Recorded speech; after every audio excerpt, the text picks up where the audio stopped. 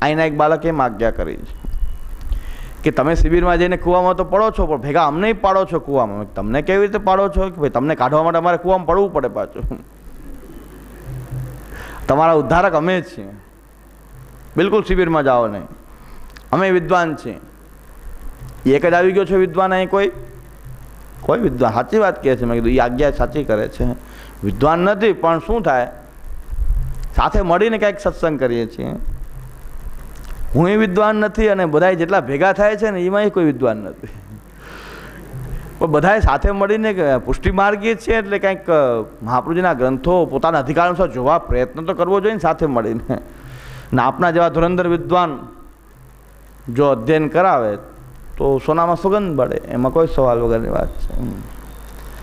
એટલે તો મારે આવવું કંઈ જરૂરી નથી.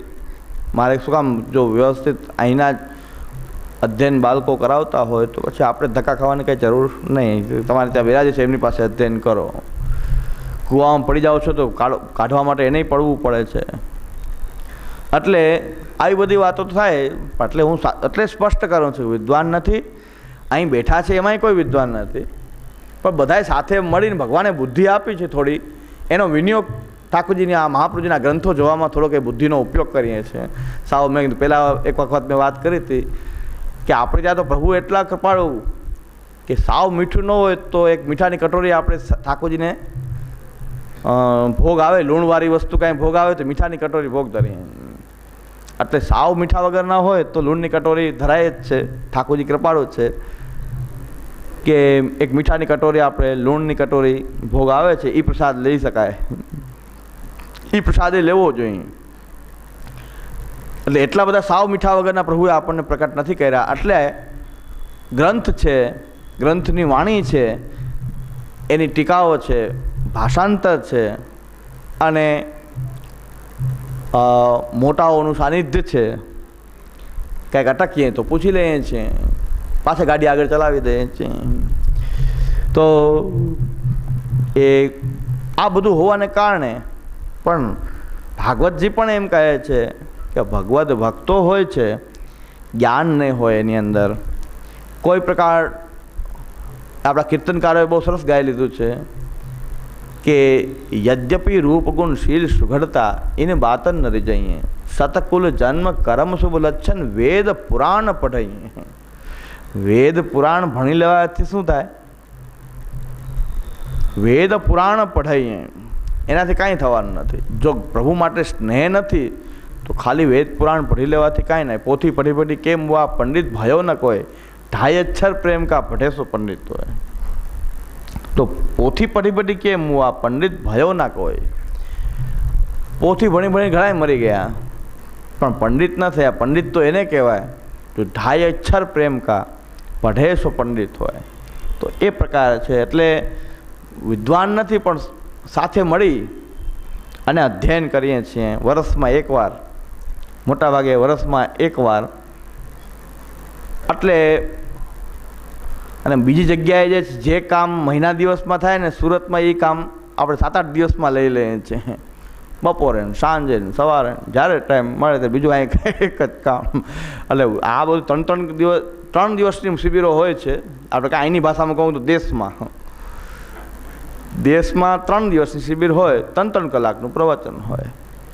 તો 3 દુને 6, અહીં તો 2 દિવસનું કામ 1 દિવસમાં લઈ રહ્યા છીએ આપણે, અને 5-6 દિવસ સિરિયલ લઈએ. એટલે 4-5 ગણું કામ ત્યાં જે કામ થાય છે એ એટલું ભેગું અહીંયા આપણે કરી લઈએ છીએ. એટલે નકર દિવસો બહુ લાંબા થઈ જાય, બહુ વધારે પછી રોકાણ થઈ જાય. પણ જેટલો આપણને સમય મળે અને વૈષ્ણવનો પણ ઉત્સાહ છે, ભાગ લે છે. રાત્રે 12 વાગે પણ થાયકા પાયકા આવે છે, છતાં પણ સાંભળવાની ઉત્કંઠા અહીંયા આવે છે. એટલે હું માનું છું કંઈક ઉત્કંઠા, કાંઈક તો ઉત્કંઠા છે કે શું બોલે છે, કાંઈક તો ઉત્કંઠા છે. પછી હવે વિદ્વાન હોય કે ન હોય, પણ આવવાનું કારણ શું? અહીં નથી પ્રસાદ લેવડાવતા, નથી જલ પીવડાવતા, નથી જલ પીવડાવતા. જે લોકો નિષ્કામ ભાવથી જ આવે છે, કદાચ આવે છે તો નિષ્કામ ભાવથી આવે છે, એને કાંઈ એને ખબર છે કાંઈ બીજું કાંઈ કથા સિવાય બીજું કાંઈ મળવાનું નથી પ્રસાદ. નથી કાંઈ બીજું કાંઈ આનંદ પ્રમોદનું કાંઈ ડાયરો વાયરો ન કરતા. અત્યારે બાળકો હવે બધા બાળકોને એવું થઈ ગયું છે કે આપણા માટે કોઈ ભેગું નથી થતું, ડાયરો કરો. ડાયરા માટે તો આવશે ને, તો આપણને આત્મવિશ્વાસ ખોઈ બેઠા છીએ આપણે કે આપણા માટે વૈષ્ણવ નહીં આવે ને એટલે ડાયરો કરો. અમારે ત્યાં જુનાગઢમાં એક બાળકે ડાયરો કર્યો. અહીં બધા મોટા સિટીઓમાં તો ચાલે, પણ હવે કાઠિયાવાડમાં ને આપણે સોરઠમાં કોઈ બાળકો ડાયરા કરે તો એને તો બધા આમ મને એમ કે બહુ ટીકા થશે, તો બધાને મજા આવી ગઈ અને ભીડ કોઈ સમાય નહીં. મને એમ કે અહીં બહુ સફળ નહીં થાય. આ પ્રયોગ આણે કર્યો છે, આવા સુરત બુરતમાં ચાલતું હશે, પણ આપણે ત્યાં જુનાગઢ તો મારું પાછું પાટનગર કહેવાય, સારું સોરઠનું પાટનગર કહેવાય. મેં કીધું આમાં બહુ ટીકા થશે, આવું કરશે તો સારું નહીં થાય ને, ટીકા થશે એટલે બિચારા સારું બંધ થાય, હા બેસી જશે. હા તો બધાને બહુ મજા આવી ગઈ. બધા પાકી મેનવાળા મોટા મોટા તિલક તાણીને આગળ બેસી ગયા, ધોતી બંડી પહેરી પહેરીને. અને મેં કીધું આ છોવાઈ જશે, આ બધા છોવાઈ જશે. તો બધા મને એમ કે બધા ટીકા કરશે, ભાઈ આવું મહારાષ્ટ્રીને વિનંતી કરશે આવું ન કરો ભાઈ, અહીં ન ચાલે, સારું ન કહેવાય. આ બધા જ કહેશે, એના જે ચેલા છે એ જ એમને કહેશે કે આ ન કરે, આવું કરાય. આપણે દારૂની બાટલી પીને આ લોકો ડાયરાવાળા તો લગાવતા હોય અને એ ભજન ગાય. એની અંદર ડાયરાવાળાને શું મગન તોર આવી ગયો, સમુદાય જોઈ આ બાજુ બધા મહારાષ્ટ્રી પાકી મેનવાળા, અમારા ચાલુ ખાતા જેવા નહીં, પાકી અપ્રસ્થી બિરાજનારા. એનો એક માણસ એનો ખવાસ કે જેના ચરણસ્પર્શ કરવા દઈએ વૈષ્ણવ કે ચરણસ્પર્શ થતા જ નથી, અહીંયા બેસો, અહીંયા કેમ ચરણસ્પર્શ નથી થતા? એ કે આપશ્રી 24 કલાક અપ્રસમાં જ હોય છે, ચરણસ્પર્શ આપતા જ નથી. તે કે પોઢવા જાય ત્યારે તો ચરણસ્પર્શ કરવા, ત્યારે તો અપ્રસ ન હોય ને, રાતના પોઢવામાં શું અપ્રસ નહીં? એ કે અપ્રસમાં જ પોઢે છે, કે અપ્રસમાં જ પોઢે. એટલે એવી કડક મેન એ બિરાજી ગયા સામે બધા. એને ડાયરાવાળાએ તોર આવી ગયો અને બાકી મેનવાળા બધા આવીને મને એમ કે એ નહીં આવે કદાચ, તો એ બધા આવીને બે ગયા જે ગેસથી છોવાઈ જાય, ગેસથી છોવાઈ જાય, પ્લાસ્ટિકથી છોવાઈ જાય, એવાય બધા બેસી ગયા આગળ તિલક લગાવી, ધોતી બંડી પહેરીને. એટલે ડાયરો થયો અને ઓલા આજુબાજુ ભીડનો કોઈ સમાય નહીં. પછી તો ડાયરામાં બધા આવે ને, ડાયરામાં તો પુષ્ટિ માર્ગની કાંઈ કામ ન હોય. મહારાષ્ટ્રી એક શબ્દ ન બોલ્યા ને એટલા માણસો ભેગા થઈ ગયા. ડાયરાવાળાએ શું પ્રસંગ કર્યો તમને કહું, તમને મજા આવે કે ન આવે? જો મજા ન આવે કે એ પછી કહી દઉં તો પુષ્ટિપણું છે કે પ્રવાહીપણું છે ત્યારે ખબર પડે. ડાયરાવાળાએ એમ કીધું કે ટ્રાફિક પોલીસ અને કૃષ્ણ બે સરખા. ઓલો વાંસળી રાખતો, આ સિસોટી રાખે. ટ્રાફિક પોલીસ સાથે કૃષ્ણની આખી એક જોક્સ બનાવીને સરખામણી કરી. બધા વાહ વાહ હસી હસીને બેવડાને તાલીને ગડગડાટ. મહારાષ્ટ્રી હસતા હતા કે નહોતા હસતા ખબર નહોતી, પણ મેં કીધું આટલા માણસમાં એકેય પુષ્ટિ માર્ગી નહોતું. આ ડાયરાવાળાએ સાબિત કરી દીધું. ડાયરાવાળાએ એવું સાબિત કરી દીધું કે બધાએ ખિખલાટ હૈસાન મજા કરી બધાએ. અને મને ખાલી બીજે દિવસ, મને તો બધા બીજે દિવસ સમાચાર મળે કે ડાયરામાં શું થયું. બીજે દિવસ સમાચાર મળ્યા હતા, મને દુઃખ થયું એકદમ કે એકેય પુષ્ટિ માર્ગી નથી એટલામાં. આ 5000 માણસ એને ભેગું કર્યું, એમાંથી એકેય પુષ્ટિ માર્ગી ન નીકળ્યો કે ઊભો થઈને એમ કહે કે કૃષ્ણ અમારો આરાધ્ય છે, ટ્રાફિક પોલીસ સાથે સરખામણી તો ન કરો, બીજા જોક્સ કરો, તમારે જેટલી મજાક ઉડાવવી હોય ગમે એની, મહારાજની ઉડાવો તો વાંધો નથી ચાલો, પણ મહારાષ્ટ્રીના પણ આરાધ્ય જેને નિધિ સ્વરૂપ કહે છે એની આવી મજાક, અમે બધાએ કૃષ્ણ ભક્તો છીએ, અમારી વચ્ચે આવીને આવી મજાક કરો છો કૃષ્ણની. આ એક જોક્સ બંધ કરી દો, બાકી જે કરવું એ કરો. આટલું બોલનારો કોઈ ન નીકળ્યો જુનાગઢમાં.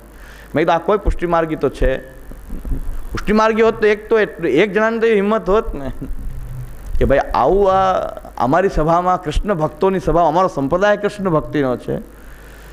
અમે ડાયરાવાળો ખરાબ કે આ 5000 જણા ખરાબ? ડાયરાવાળો ખરાબ નથી જરાય. આમાંથી એ કંઈ પુષ્ટિ, એની તો પુષ્ટિ માર્ગી છે જ નહીં, એ તો ખબર છે પુષ્ટિ માર્ગી નથી. પણ આટલી સભામાંથી કોઈ પુષ્ટિ માર્ગી ન નીકળ્યું કે જેને કૃષ્ણ પ્રત્યેની કંઈક, જેની આપણે સેવા કરીએ છીએ. એટલે આ ભાઈ જે મને પ્રેરણા અહીં ગોરધનભાઈ પ્રશ્ન કર્યો એ સાવ સત્ય વસ્તુ છે કે ઠાકુરજીમાં અમને ચિત્રજી દેખાય છે, લાલન દેખાય, પણ કૃષ્ણ દેખાતો નથી. જો કૃષ્ણ દેખાતો હોય તો જેની આપણે સેવા કરીએ છીએ એની કોઈક મજાક ઉઠાવે તો કમસે કમ એટલું તો કહી શકીએ ને આપણે કે ભાઈ અમારી સભામાં આવીને તમે અમારા આરાધ્યનું અપમાન ના કરો. આમાં શું ખરાબ થઈ જાય? આટલું કહેવામાં શું ખરાબ થાય કે અમારા આરાધ્યનું તો અપમાન ના કરો? પણ જેમ સાબુદ્દીન રાઠોડ કહે છે ને કે મનુષ્ય બુદ્ધિશાળી છે પણ ટોળામાં હોય ત્યારે નથી હોતી. મારી વાત તમે માનો. મનુષ્ય બુદ્ધિશાળી એ પશુ કે પ્રાણી છે એ તમારી વાત હું માનું છું, પણ ટોળામાં હોય છે ને ત્યારે એમાં નથી હોતી. મારી વાત તમે માનો. તો એવું જ થયું કે આ બધા ભેગા થઈ ગયા, બધાની બુદ્ધિ બંધ થઈ ગઈ. એટલે હા હા હા હસતા હતા બધા, મોટા મોટા તિલક લગાવીને. કારણ કે એ બધા સમુદાયમાં એક તિલક પણ એવું છે, એકદમ જાડું મોટું આમ તિલક. એટલે ખબર પડી જ જાય કે આ પાકી મેનમાંથી આવ્યા છે. એટલે બધા હા હા એ કરતા હતા. મેં કીધું આમાં તો હવે આપણે માનતા હતા પાકી મેનવાળા છે કે આપણા કરતાં ઊંચા હશે, પણ પુષ્ટિ માર્ગી જ નથી અને કૃષ્ણ હોવાનું જ ગૌરવ નથી કે આપણી ઘરે બિરાજે છે કૃષ્ણ, આપણું આરાધ્ય, આપણે એની સેવા કરી. જ્ઞાતિ વિશે કંઈક બોલાઈ જાય છે ને તો હોબાળો મચી જાય છે. ક્યારેક કોઈ જ્ઞાતિ વિશેની કોમેન્ટ કોઈ કરી દે એક જ્ઞાતિ બીજી જ્ઞાતિ વિશેનું, તો અમારા એક ચૂંટણીની સભામાં એક જણો એમ બોલી ગયો કે પાડોશમાં પાણો સારો પણ લુવાણો સારો નહીં. અને ગામના ગામ બંધ રહ્યા, ગામને ગામ બંધ રહ્યા કે ભાઈ આ જે એને છે કોમેન્ટ કરી કે પાડોશમાં પાણો સારો પણ લુવાણો સારો નહીં. તો લોકોને જ્ઞાતિનું એટલું અભિમાન કે વિરોધ એટલો બધો થયો કે માફી માંગવી પડી કે ભાઈ આવો મારો હેતુ એવો કાંઈ નહોતો, માફી માંગવી પડી. પણ કૃષ્ણ પ્રત્યે કોઈને અભિમાન નહીં કે કૃષ્ણ અમારો છે. તો 5-6 હજાર માણસ મેં કીધું ન ભેગું થાય બહુ સારું. આપણે મેં કીધું ભેગું કોઈ નથી થતું એ બહુ સારું છે. બાકી આ પુષ્ટિમાર્ગી કોઈ હોતા જ નથી. બધા ખાલી તાલીઓ પાડવાવાળા, મોનથાર ખાવાવાળા છે, ભગવાનના નામે મોજ ઉડાવનારા છે. તો બીજું તો ઠીક, આ પાકી મેનવાળા મહારાજ બિરાતા હતા સપરિવાર, એનું શું કરવું? એને પુષ્ટિમાર્ગી ગણવા કે ન ગણવા?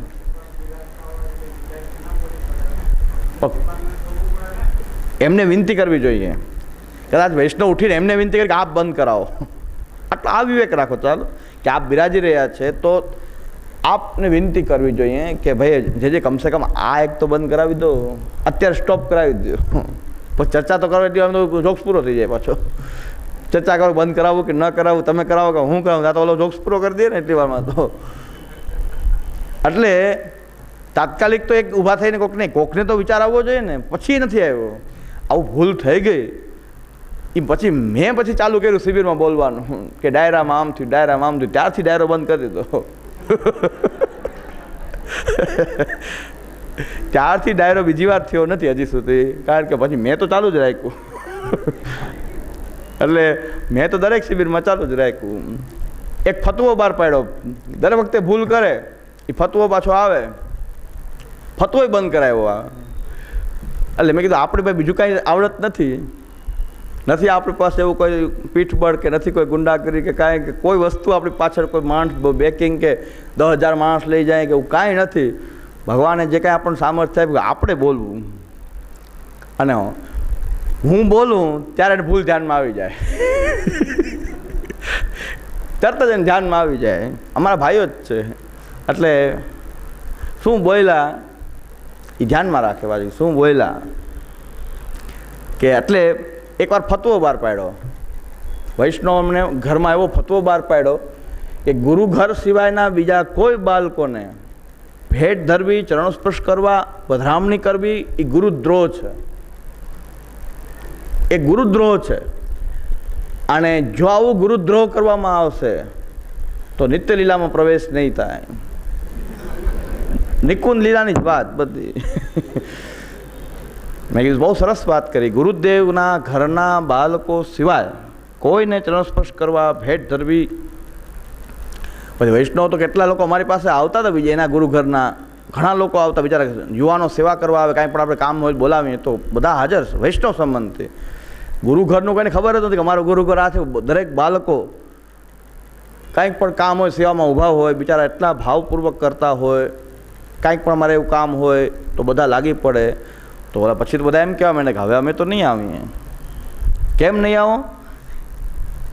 કે અમારા ગુરુદેવની એવી આજ્ઞા થઈ ગઈ છે ને ફતવો બહાર પડી ગયો છે. કેલેન્ડર બહાર પાડ્યું. કેલેન્ડરમાં એટલે રોજ વાંચે ને એટલે નીચે ફતવો લગાડ્યો કેલેન્ડરમાં કે રોજ બધાએ વાંચે કાયમ.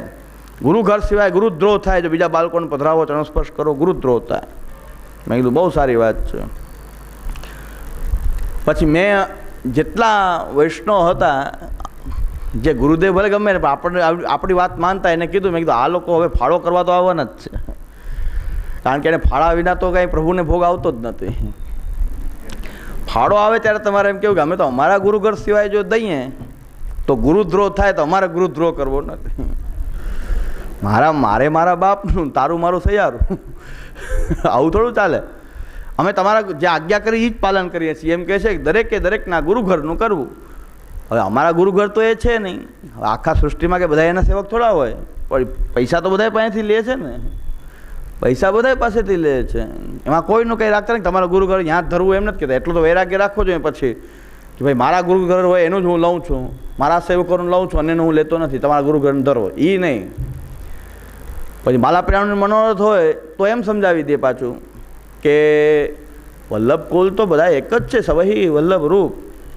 એટલે તમારા ગુરુઘરને કંઈક તમારે 500 કે 1 રૂપિયા ભેટ ધરી દેવાય, બાકી પધરાવાય તો આપણે આ બાવાને જ પધરાવાય. એના એજન્ટ એવા નહીં મેલા હોય. તો એ લોકો એમ ન્યાય એમ સમજાવી દે કે બધા બાળકો એક જ છે. ગુરુઘર તો એવું કાંઈ મહાપ્રભુજી ગુરુ, એટલે તમારા ગુરુદેવ જે બહાર બિરાજે ને 501 મોકલાવી દો, બાકી પધરાવે તો આપણે આ બિરાજે સાક્ષાત પ્રકટ પુરુષોત્તમ, એને જ પધરાવે. એટલે ફતવો મને એવો હાથમાં આવ્યો તો મેં ફતવો લઈ લઈને શિબિરમાં વાંચ્યો ફતવો કે આપ શ્રી આમ આજ્ઞા કરી રહ્યા છે, બધાએ બહુ સાવચેત રહેવું, અન્ય ગુરુદેવને કોઈ ભેટ ધરવી નહીં. મેં કીધું પતિ પત્ની બેન ઝઘડો થઈને છૂટાછેડા થશે. સભામાં મેં કીધું કે આ નિયમ જો તમે પાળશો તો પતિ પત્નીના બેના ગુરુ એક નહીં હોય, કારણ કે સ્ત્રીઓ તો એના પિયરમાંથી આવે બહારથી, એના ગુરુદેવ પ્રત્યે એની ભાવના હોય ને. તો પતિ પત્નીના છૂટાછેડા થશે જો આ ફતવો તમે માનશો તો. ભાઈ ભાઈના ગુરુદેવ જુદા છે, એ બેને ઝઘડો થશે. પિતા પુત્રના ગુરુદેવ જુદા છે, એને ઝઘડો થશે. તો આ ઝઘડાનું મૂળ રોપવાની વાત છે કે તમારો ભક્તિભાવ વધારવાની વાત છે? તમે શાંતિત્યાનો વિચાર કરો. બધાએ કે આ તો સાચી વાત છે, આ તો આપણા ઘરે ઝઘડા ઉત્પન્ન થશે. એટલે મેં બધાને ધ્યાન દોર્યું કે તમે બધા ગુરુઘર કરો છો, પણ ગુરુદેવ તમારા ઘરમાં આવો ઝઘડો ઘુસાડી દેશે ત્યારે શું કરશો? તમે બધા પતિ પત્ની અલગ થઈ જશો, પિતા પુત્ર અલગ થઈ જશો.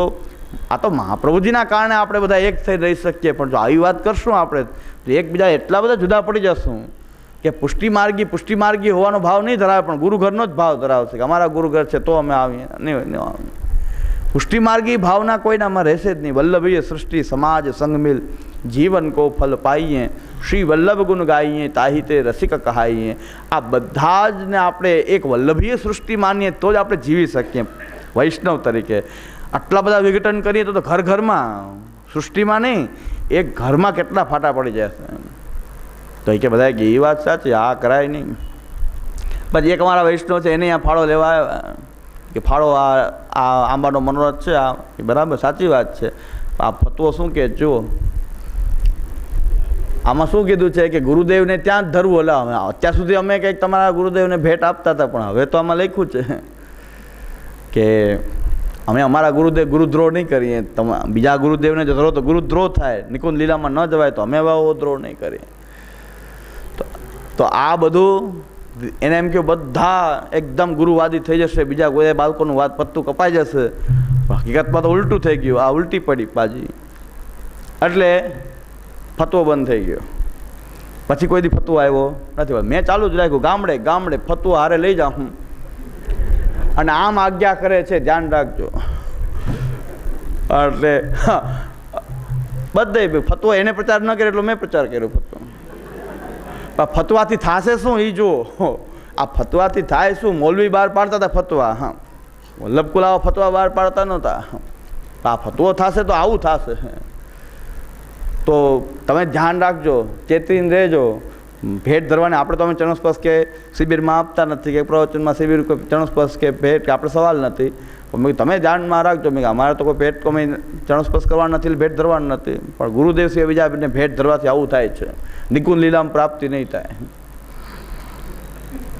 હા, એટલે ફતવો આ રીતે. પછી બીજી વાર ફતવો બહાર પડે. મેં કીધું આપણી જે આપણે મહેનત કરી સફળ થઈ ગઈ, એને ધ્યાનમાં લીધું કે આ કરાય નહીં, આ ન કરાય. કે બીજા કોઈ કાંઈ ન બોલે તો આપણે બોલવું, બીજું શું થાય. પણ આવું વિઘટન કરશો તો બધા સૃષ્ટિ એકબીજા ઘર ઘરમાં ક્લેશ ઉત્પન્ન થશે. કારણ કે ઘર ઘરના ગુરુદેવ બધા એક સરખા એક જ હોય એવું જરૂરી નથી. ઘર ઘરમાં વિઘટન થશે. કોઈને વૈષ્ણવતાની ભાવના એકબીજાની નહીં રહે, ગુરુ ઘરની ભાવના રહેશે. ઘણા ઘરોમાં એવું છે જ, આપણા બાવા ને આપણા સેવક. તો એ ઘરવાળાની એટલી બધી એવું થઈ ગઈ ને વૈષ્ણવતા જ ભૂલાઈ ગઈ, વૈષ્ણવ સંબંધ ભૂલી ગયા અને આવું બધું ચાલુ થઈ ગયું. એટલે આપણી ફરજ છે નિંદા કરવાના હેતુથી નહીં, પણ કોઈ વાત ખરાબ થઈ રહી છે એને રોકવી જોઈએ, કોઈ પણ રીતે રોકવી જોઈએ. બોલીને આપણી પાસે બીજું સામર્થ્ય નથી તો બોલવું, એને કહેવું.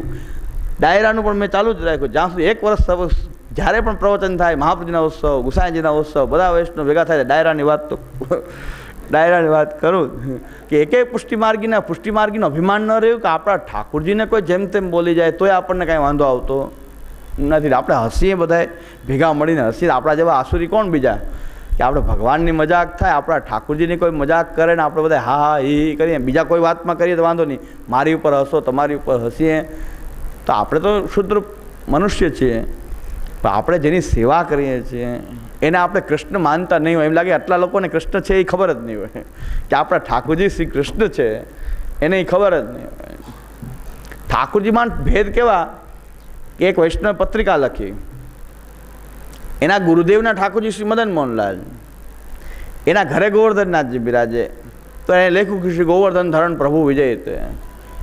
તો એના સૃષ્ટિમાં એમ કીધું કે આપણે આમ લખાય જ નહીં, ગોવર્ધન ધરણ પ્રભુ વિજય તે આપણે ન લખાય. આપણા ગુરુદેવના ઠાકોરજી શ્રી મદન મોહનલાલ, તો શ્રી મદન મોહન પ્રભુ વિજય તે જ લખાય. આપણા જેટલા ઠાકોરજી છે એ મદન મોહનજી જ છે. તો ઓલા કે મારી પર જે ઠાકોરજી બિરાજીનું નામ લખવા તો અપરાધ શું, ગોવર્ધન ધરણ લખવામાં શું મને વાંધો. તો એમાંય ભેદ છે કે એ મદન મોહનજી લખો તો જ આપણી સૃષ્ટિ કહેવાય, ગોવર્ધન ધરણ કરો તો આપણી સૃષ્ટિવાળો નથી, ક્યાંક બીજો કોક છે. તો આવી બધી વાત છે, એનું નિરાકરણ થાય. એટલે મને એમ થયું કે સારું તારતમ્ય નિર્ણય છે હરિરાયજી આપ્યો, એનો વિચાર કરી કે આવું કંઈ તારતમ્ય છે, સ્વરૂપમાં કોઈ તારતમ્ય છે. હરિરાયજી કહે છે કંઈ તારતમ્ય બતાવું છું, એ અધિકારીઓનું તારતમ્ય છે, સેવા કરનારાનું તારતમ્ય છે. પ્રભુ તો એને છે, ઠાકોરજી તો શ્રી કૃષ્ણ છે, પણ તમે જે ભાવનાથી એને ભજો, યદ્યદ ધિયાત ઉર્ગાય વિભાવયંતી તત્તદ વપુ પ્રણયસે સદનુગ્રહાય, ઝાંકી રહી ભાવના જેસી પ્રભુ મૂર્તિને દેખી તેસી. જેવી આપણી ભાવના છે એવો ભગવાન છે, આપણી ભાવના જેવો છે એવો પ્રભુ છે. આપણો લૌકિક ભાવ છે તો ત્યાં કૃષ્ણ નથી. પુરુષોત્તમ તો આપણા ભક્તિભાવથી જ પ્રકટ થાય છે. સર્વતોધિક સુદૃઢ સ્નેહ, મહાત્મિક જ્ઞાનપૂર્વક સર્વતોધિક સુદૃઢ સ્નેહથી જ આપણો કૃષ્ણ પ્રકટ થાય છે, અન્યથા આપણે કૃષ્ણ સંબંધ રહેતો નથી. એટલે